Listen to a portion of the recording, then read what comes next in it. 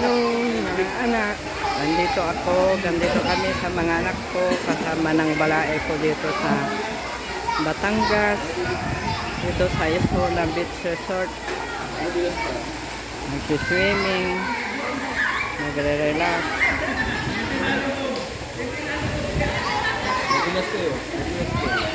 Ayan, continuation ng dagat.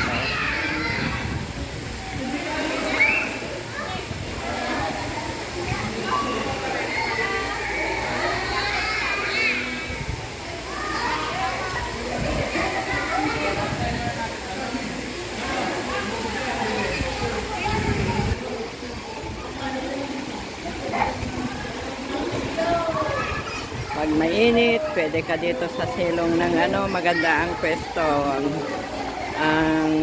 Ang swimming pool nito, pag mainit, yan, nanda sa silong ng building. Pwede ka mag-swimming dyan. Mamimili ka ang gusto mo.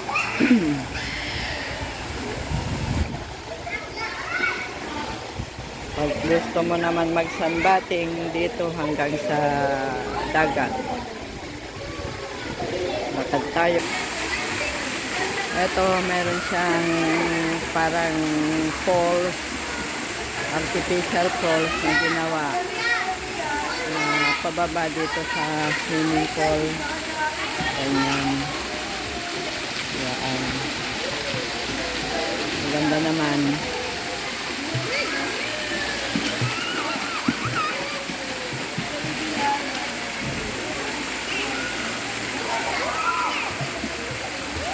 Maganda ito. Ang swimming pool na ito ay 6 feet ang lalim. Itong tinatapunan ng pool, 6 feet ang lalim nito. Oh.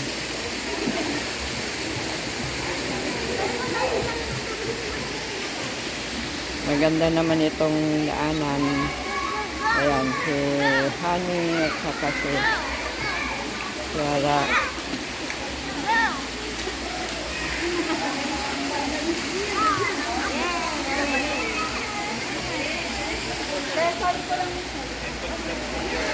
Ito naman yung aking apo, si Yumi.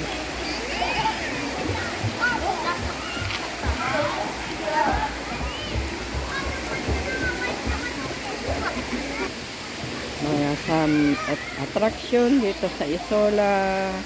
Mayroon itong kubo-kubo. Pwede kang pupunta dyan para mag-sightseeing. Ayan. Kung gusto mo dun sa dagat mag-swimming, pwede kang bumaba dyan. Gusto mo sa hindi swimming pool,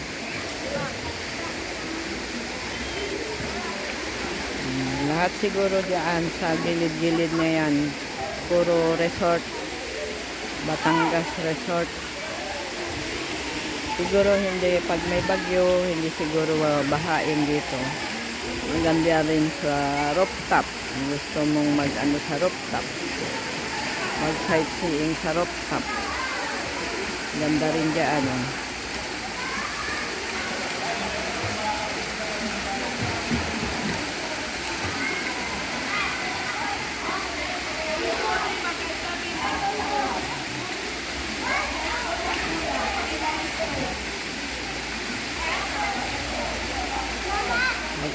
Relax tayo minsan mga anak.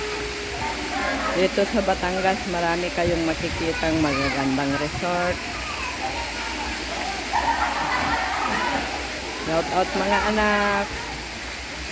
Nandito kami sa Isola Vista Beach Resort. Shout out mga anak. Thank you sa suporta nyo sa YouTube ng mami nyo.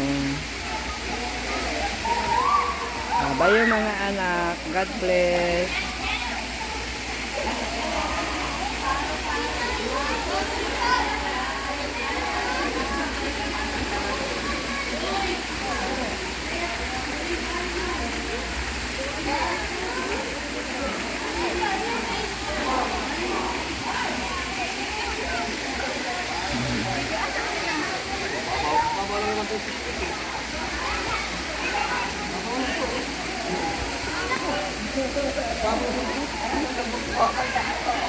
Hindi na makapag-dive kasi baka